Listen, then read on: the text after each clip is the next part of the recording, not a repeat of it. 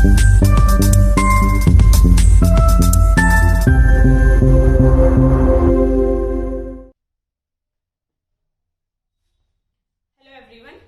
आप सब? I hope you all are doing well. हमने हमारी लास्ट क्लास में लीवर के बारे में पढ़ा था। लीवर से प्रोड्यूस होता है बाइल। आज हम डिस्कस करेंगे बाइल के बारे में। बाइल स्टोर होता है गॉल ब्लैडर में, तो हम गॉल ब्लैडर भी पढ़ेंगे। और डाइजेशन के अंदर एक और जूस है जिसकी बहुत ही अच्छी भूमिका होती है, वो है पैनक्रियाटिक जूस। तो हम थोड़ा सा पैनक्रियाज के बारे में भी डिस्कस करेंगे। तो चलिए हमारा आज का लेक्चर हम स्टार्ट करते हैं। देखिए, सबसे पहले हम बात करेंगे बाइल। बाइल जूस है, ठीक है।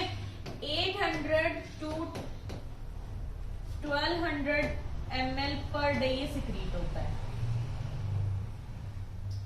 अल्कलाइन नेचर का होता है। पीएच होती है इसकी, अगर एल्कली है तो मोर देन 8 to 8.6, ठीक है। स्लाइट येलो और ग्रीन कलर का होता है, ये green in colour.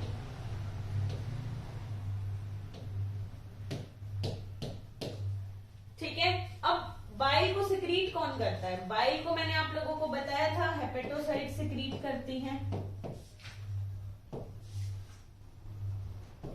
Hepatocytes, hepatocytes क्या है?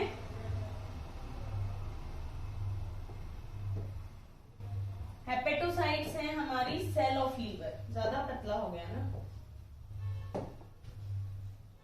Liver cells,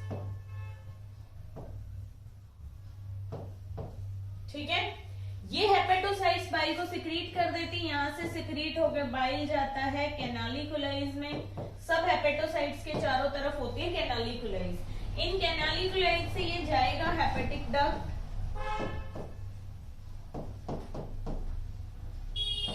hepatic duct right and left होती है, राइट एंड लेफ्ट। वहां से ये चला जाएगा कॉमन हेपेटिक डक्ट में।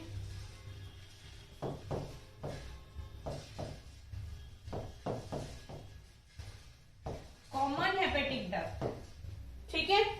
हेपेटिक डक्ट से कहां चला जाएगा? कॉमन हेपेटिक डक्ट में। अब आइदर ये इंटेस्टाइन की तरफ डाइवर्ट होके सीबीडी में मिल जाएंगे कॉमन बाइल डक्ट के अंदर, या फिर ये चला जाएगा गॉल ब्लैडर तक। गॉल ब्लैडर में जाके ये स्टोर हो जाएगा। और गॉल ब्लैडर के अंदर जो बाइल है वो बहुत सारे चेंजेस में से गुजरता है।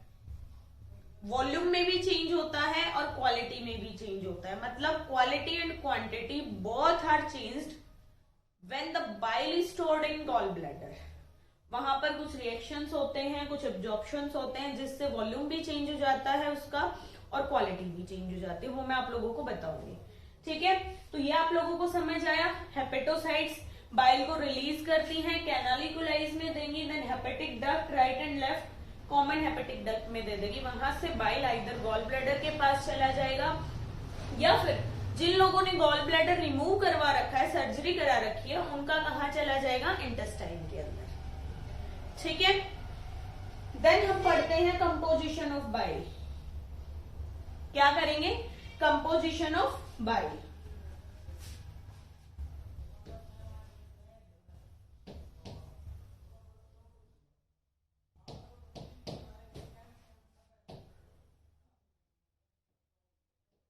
कंपोजिशन ऑफ बाइल में दो ही चीजें पढ़ेंगे, वाटर एंड सॉलिड्स। बाइल के अंदर वाटर होता है 97.6%। अब कितना बच गया? ये बच गया आई थिंक 2.4 बच गया ना। हाँ, 2.4% होंगे इसके अंदर सॉलिड्स। सॉलिड्स में सेम हो जाएगा inorganic and organic.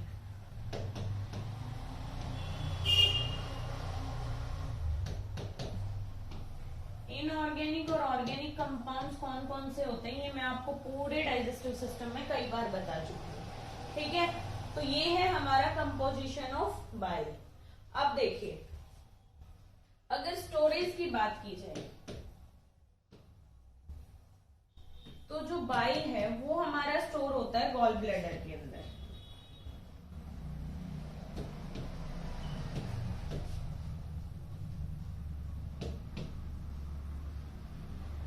Storing gall bladder, ठीक है। वहां पर ये डिफरेंट चेंजेस में गुजरता है। अब वैसे अगर बात की जाए कंपोजिशन की, तो बाइल के अंदर होते हैं bile salts, bile acids, bile pigment,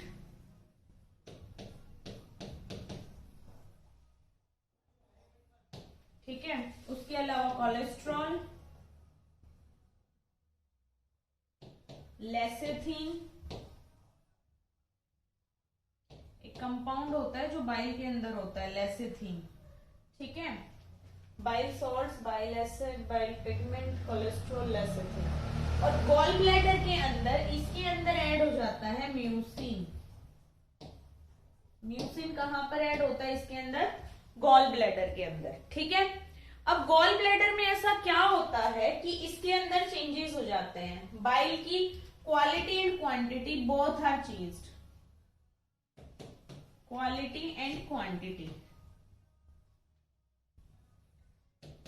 both are changed.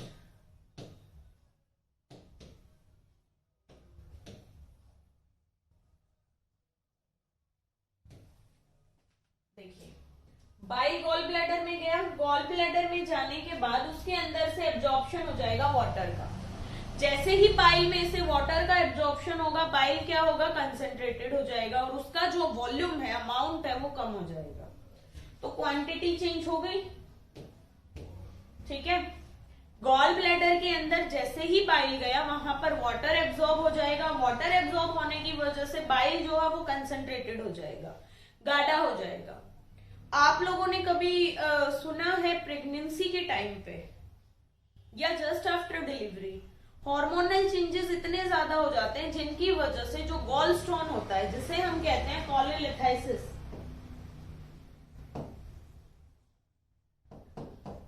वो बहुत ज्यादा हो जाते हैं। कॉलीलिथाइसिस का मतलब होता है stone in gall bladder. Gall bladder के अंदर स्टोन हो जाना बड़ी ही कॉमन कंडीशन होती है आफ्टर प्रेगनेंसी या डिलीवरी के बाद, क्योंकि हार्मोनल चेंजेस होने की वजह से बाइल और ज्यादा कंसंट्रेटेड हो जाता है, जिससे स्टोन फॉर्मेशन कॉमन हो जाती है, ठीक है। गॉल ब्लैडर के बारे में मैं यही बता देती हूँ आप लोगों को। पीयर शेप्ड ऑर्गन होता है, 7 to 10 centimetre total he length में होता है ये, ठीक है। कहां पर प्रेजेंट होता है ये? Visceral surface, visceral surface of liver. Liver के पीछे, बिहाइंड द लीवर, लीवर का जो विसरल सरफेस होता है ना, पीछे वाला सरफेस होता है, वहां पर एक पाउच की तरह लटका हुआ होता है गॉल ब्लैडर, ठीक है। इसका काम सिर्फ क्या होता है? Storage of bile. अगर ये हमारे अंदर नहीं है तो हल्का फुल्का डाइजेशन डिस्टर्ब होगा, उसके अलावा कुछ नहीं होगा। तो इसलिए इसे हम वेस्टिजियल ऑर्गन भी बोल सकते हैं। बहुत सारी ऐसी स्पीसीज हैं जिनके अंदर गॉल ब्लैडर होता ही नहीं है, तो ये वेस्टिजियल ऑर्गन भी कहलाया जा सकता है, ठीक है। अब गॉल ब्लैडर के अंदर बाइल में म्यूसिन जो है वो ऐड हो गया है, ठीक है। वाटर एब्जॉर्ब हो गया है, बट सोडियम और पोटेशियम इसके अंदर एब्जॉर्ब नहीं होते हैं। क्वांटिटी चेंज हो गई। क्वालिटी के लिए बाइल ने क्या किया? कुछ बाइल पिगमेंट जो है वो वहां पर स्टोर कर लिए हैं, ठीक है, उन्हें चेंज कर दिया है। तो इस तरीके से उसके अंदर क्वालिटी भी चेंज होगी और म्यूसिन ऐड हो गया है बाइल के अंदर, ठीक है। अब बाइल का फंक्शन क्या है? वैसे तो जो जितने फंक्शन लीवर करता है ना, वही फंक्शन बाइल के होते हैं, बट अगर एक स्पेसिफिक फंक्शन की बात की जाए डाइजेशन के अंदर, तो बाइल जो है वो सबसे ज्यादा कराता है इमल्सिफिकेशन।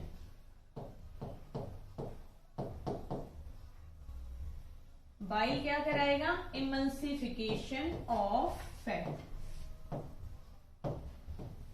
ये बाइल का एक सबसे इंपॉर्टेंट फंक्शन है।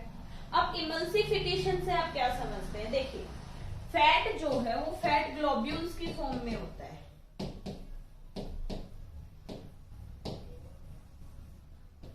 बाइल क्या करता है? इस पे रिएक्ट करेगा, ये है बाइल, ये इस पे रिएक्ट करेगा, जो बाइल साल्ट्स है वो रिएक्ट करके क्या करेंगे, इस फैट को वाटरी फॉर्म में कर देंगे।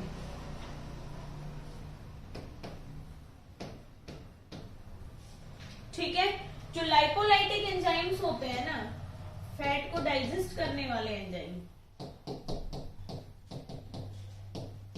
बाइल के अंदर भी होते हैं वो एंजाइम्स, तो ये लाइपोलाइटिक एंजाइम डायरेक्टली इन फैट ग्लोब्यूल्स को डाइजेस्ट नहीं कर सकते, क्योंकि ये फैट ग्लोब्यूल जो है ये वाटर सोल्यूबल नहीं होते, बड़े कॉम्प्लेक्स होते हैं।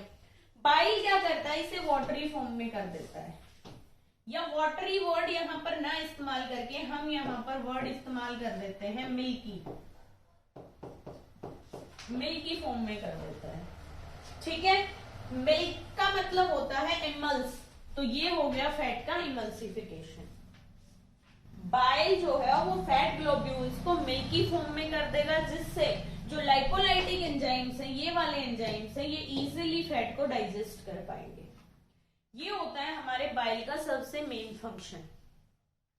आई होप आप लोगों को ये क्लियर हो गया होगा। ठीक है, उसके बाद हमने कहा था पेनक्रियाज के बारे में।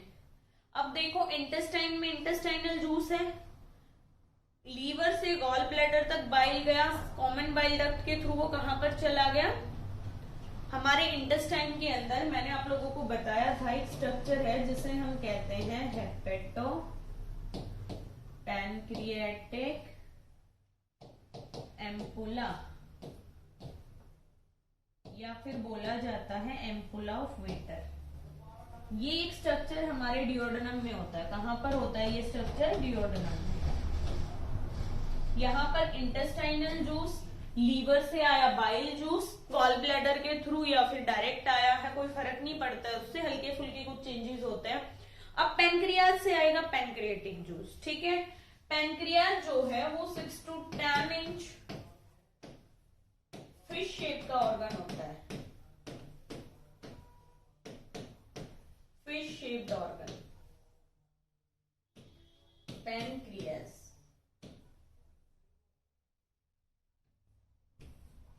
स्टमक को हिंदी में बोलते हैं अमाशय, पेनक्रियाज को बोलेंगे अग्नाशय, स्प्लीन को बोलते हैं तिल्ली, लीवर को बोलते हैं यकृत। तो हिंदी के वर्ड्स भी याद रखने चाहिए। Pancreas 6 to 10 inch fish shaped organ होता है। ठीक है, कहां पर ये प्रेजेंट होता है? ये प्रेजेंट होता है रेट्रोपैरिटोनियल ऑर्गन है ये,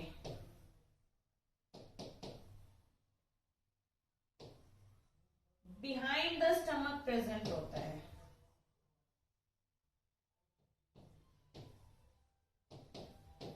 अब पेनक्रियाज को वैसे आप लोग पढ़ भी चुके हैं एंडोक्राइन ग्लैंड्स के अंदर, क्योंकि पेनक्रियाज जो है वो एक हेट्रोक्राइन ग्लैंड है। It work as an exocrine gland as well as an endocrine gland. ठीक है, ये क्या है? एक हेट्रोक्राइन ग्लैंड है,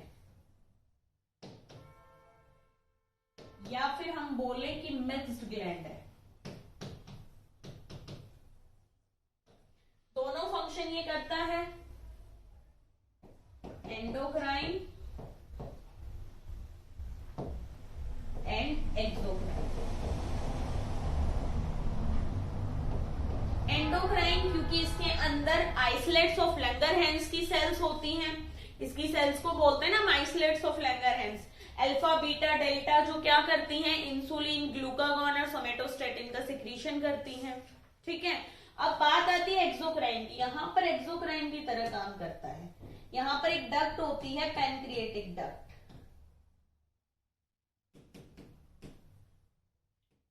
पैनक्रियाज से जो जूस सिक्रीट होता है पैनक्रिएटिक जूस, उसको लेकर ये भी कहां पर आती है?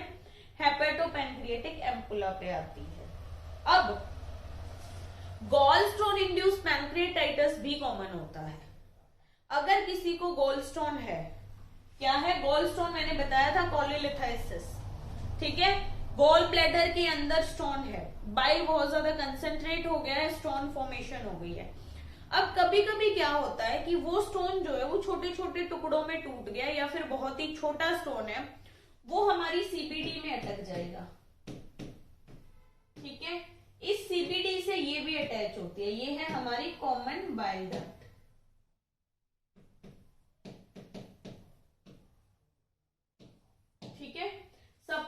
ये हमारी डक्ट है, कॉमन बाइल डक्ट।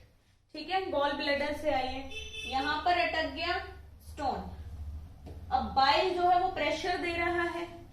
ठीक है, बाइल का जो प्रेशर है वो कहां पे चला जाएगा, बाइल इस पैनक्रिएटिक डक्ट में भी चला जाएगा। प्रेशर से बाइल कहां चला जाएगा, पैनक्रिएटिक डक्ट में भी चला जाएगा। मान लो ये स्टोन जो है ये हमारा यहाँ पे अटक गया, ये हमारा स्टोन अटक गया और हमारी पैनक्रिएटिक डक्ट सीबीडी में यहाँ पे मिल रही है, तो बाइल जो है वो कहां पर चला जाएगा, बैकफ्लो से पैनक्रिएटिक डक्ट में भी चला जाएगा। फिर पैनक्रिएटिक डक्ट से जो पैनक्रियाटिक जूस है वो भी और बाइल वो मिक्स होकर पैनक्रियाज के पास चले जाएंगे और वो क्या करेंगे, इन्फ्लामेशन कॉज कर देंगे, जिसे हम कहते हैं पैनक्रिएटाइटिस।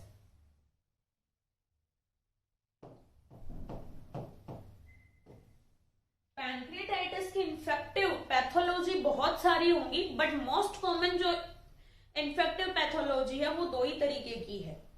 आइदर एल्कोहलिक पैनक्रिएटाइटिस, अल्कोहल की वजह से पैनक्रिएटाइटिस हुआ है, लीवर अफेक्ट हो गया है, उसकी वजह से बाइल जो है वो बहुत ही ज्यादा अनकंट्रोल्ड तरीके में जा रहा है, तो वो पैनक्रिएटाइटिस कर सकता है, या फिर गॉल स्टोन इंड्यूस पैनक्रिएटाइटिस। ठीक है, दो ही तरीके का कॉमन पैनक्रिएटाइटिस होता है और पैनक्रिएटाइटिस के अंदर जो मॉर्टेलिटी होती है वो अराउंड 40% की होती है, तो इसलिए काफी डेंजरस इलनेस है पैनक्रिएटाइटिस। आई एम नॉट सेइंग कि सिर्फ इसके दो ही रीजन है, आइदर अल्कोहल या फिर गॉल स्टोन, और भी बहुत सारी पैथोलॉजी होती है, बट जो मोस्ट कॉमन देखने में मिलती है वो होती है यही, सबसे ज्यादा यही मिलती है। ठीक है, तो पैनक्रियाज भी आई होप आप लोगों को क्लियर हो गया होगा।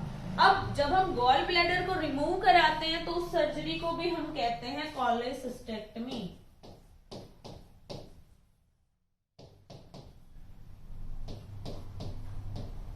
टॉमी वर्ड जहां लग जाए मतलब रिमूवल। कोलेसिस्टेक्टमी का मतलब होता है removal of gall bladder, surgically removal जो होता है गॉल ब्लैडर का।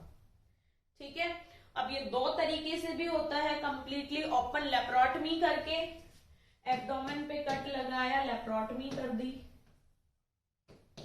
ठीक है, या फिर ये होती है लेप्रोस्कोपिक। लेप्रोस्कोपिक में हम क्या करते हैं, कंप्लीट कट नहीं लगाते, 1-1 इंच के छोटे छोटे 4 कट लगाते हैं, उसमें से लैप इंस्ट्रूमेंट्स जाते हैं, तब गॉल ब्लैडर को निकाल लेते हैं। तो सर्जिकली रिमूवल को हम बोलते हैं कोलेसिस्टेक्टमी। लैप कोली आप लोगों ने सुना होगा, लेप्रोस्कोपिक रिमूवल होता है। आई होप आप लोगों को ये क्लियर हो गया होगा। यहाँ पर जो हमारा डाइजेस्टिव सिस्टम है वो ऑलमोस्ट खत्म हो गया है, सिर्फ प्रोसेस ऑफ डाइजेशन रहता है वो हम पढ़ेंगे, उसके अलावा हमारा डाइजेस्टिव सिस्टम बिल्कुल कंप्लीट हो गया है। अगर इसमें आप किसी को कोई भी डाउट आप लोग मुझसे कमेंट करके पूछ सकते हैं। ठीक है, थैंक यू, तब तक के लिए पढ़ते रहिए, अपडेटेड रहिए।